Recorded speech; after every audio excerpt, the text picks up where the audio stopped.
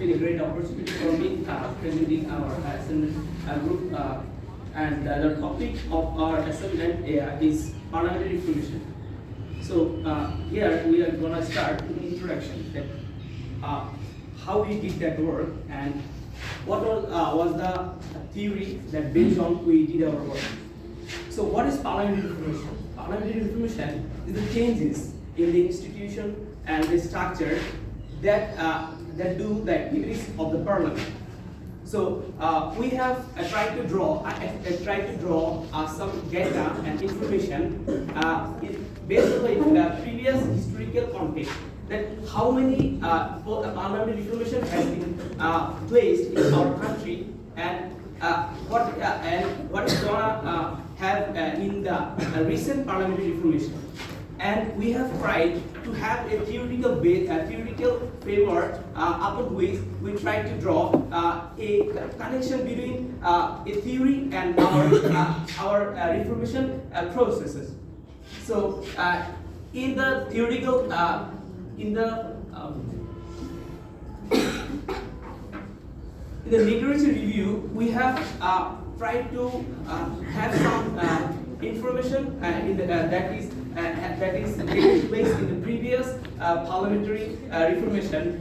We know our parliament is a unicameral where it's been established in 1972 by Amoli government, and it could run for only 3 years, and it been abolished in 1975 by the abolishment and total of Prime Minister Sheikh Mujibur Rahman. And then for the 15 years we could not have the taste of parliament, and it's been abolished for 15 years, and it's been taken place by the presidential government. And a critical dimension has been arised in 1991 where we could have again parliamentary system, and it could run for a few decades, and it was disrupted in 2008 when caretaker government just came to the power, and they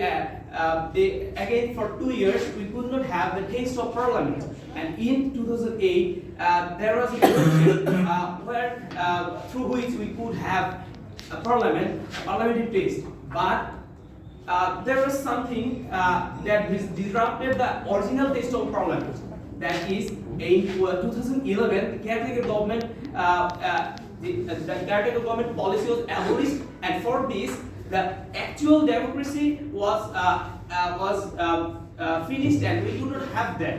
Because when a caretaker government is not existing in the system, in the election system, then we see the ruling party take the election under their rule and under their power, that disrupt the actual election. And in this way, we have seen a number of election has been done where the Amoli fascist government they did corruption and did so many things that has finished actual parliamentary system, and they have destroyed the parliamentary system.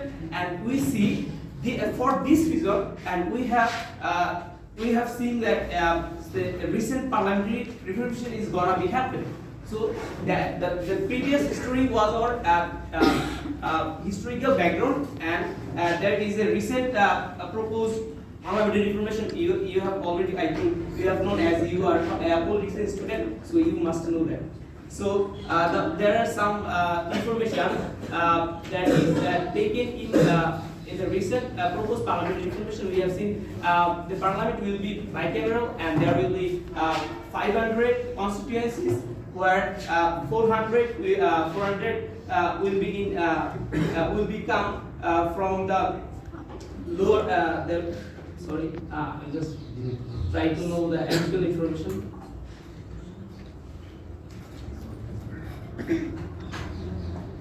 Oh, there will be 400 seats in lower house and 100 in the upper house. So in this 400 constituencies, there will be 100 preserved women seat who will came to the power, who came to the parliament through direct election. In previous parliament system, we have seen there are 15, there are 50 parliamentary seats where the women entered in the parliament to indirect vote. The people could not vote them, and there were, I think, the previous structure was not good, and the present proposed parliamentary system, I think it will improve women representation. We see that in previous system, women who are already strong, they could and have a family background, they could enter in the parliament. But in this process, I think those women are have the actual leadership and can enter in the system. There are a number of changes being taken place in the proposed parliamentary reformation. If you want, then I will share that full information, as it is. I have not enough time, so I'm gonna make you understand about the theoretical framework. That upon whose theory we have done this work, and what theory have the connection with this work. That is critical juncture theory. We know that critical juncture theory.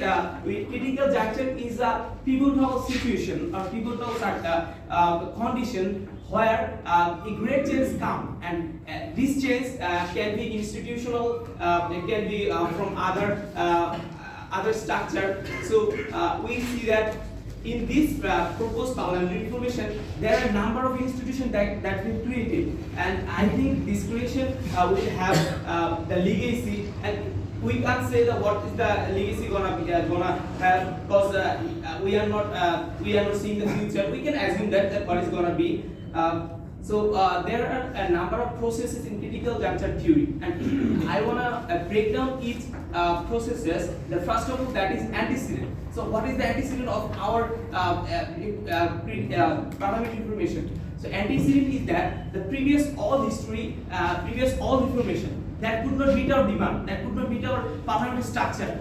So then we come to the cleavage. What is cleavage? Cleavage is division that trigger us to do this parliamentary reformation. The previous history doesn't do pressurize us to do the existing parliamentary reformation or to recent parliamentary reformation, but there is some things that has triggered to do this recent parliamentary reformation. That is category government, abolishment of category government policy. In 2011, we have seen that the abolishment of this policy has triggered us to do another reformation. And then there is other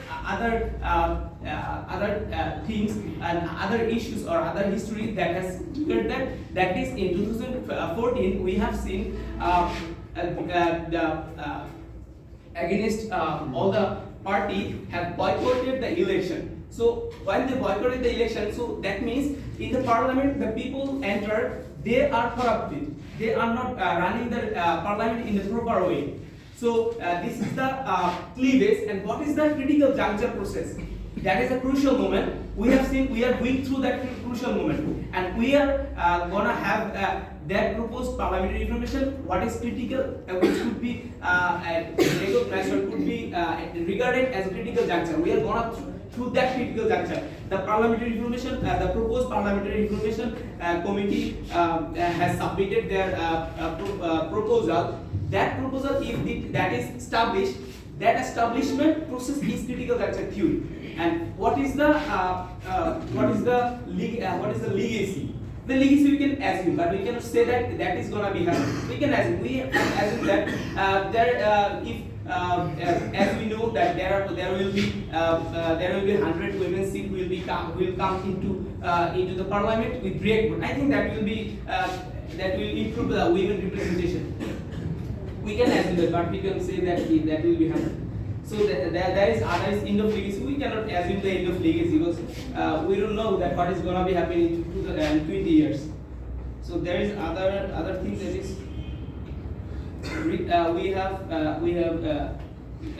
we have tried to draw a research objective, that is to understand the historical and contemporary parliament. I have already told you and make you understand about our historical parliamentary reformation, and we have tried to assess the impact of upcoming institutional changes that you will have in our findings. So there are a number of questions and sub questions. because of shortage of time, I can say. So, what is the findings? We made these findings following qualitative methods, where we prepared a questionnaire and later collected responses from other group members. I think you have already participated in that process.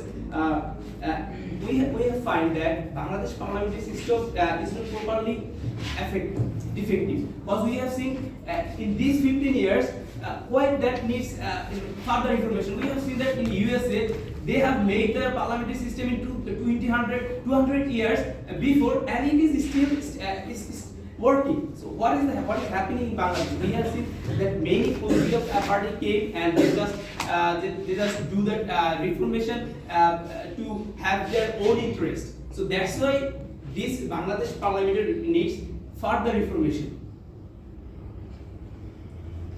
And there is another controversial article, that is Article 70. I think this is not good for our parliament, because it says that a parliament member who are with the ruling party can't vote in parliament against them. If they do, they are fired. So I think that should be abolished. Though the interim government proposal haven't taken place, haven't mentioned this policy, and I think they have mentioned that they can vote, but they can vote against those economic policies, the economic decision.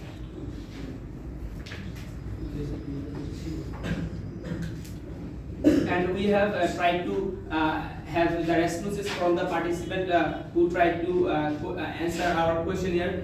They have said that yes, bicameral system will be good, but there are a number of problems and challenges, because we have seen that Bangladesh have two dominant political parties who doesn't want the actual reformation. They doesn't want the development of our country. They just want to be on the power. So that's why I think that is a burning question, that this reformation could run or not. I think the political party, if they come to the power, they will abolish that, and they will try to do that reformation that will meet their interest. So that was all about our presentation, and I'm thankful to my honorable teacher for giving me this opportunity, and to my group member for helping me. Thank you so much.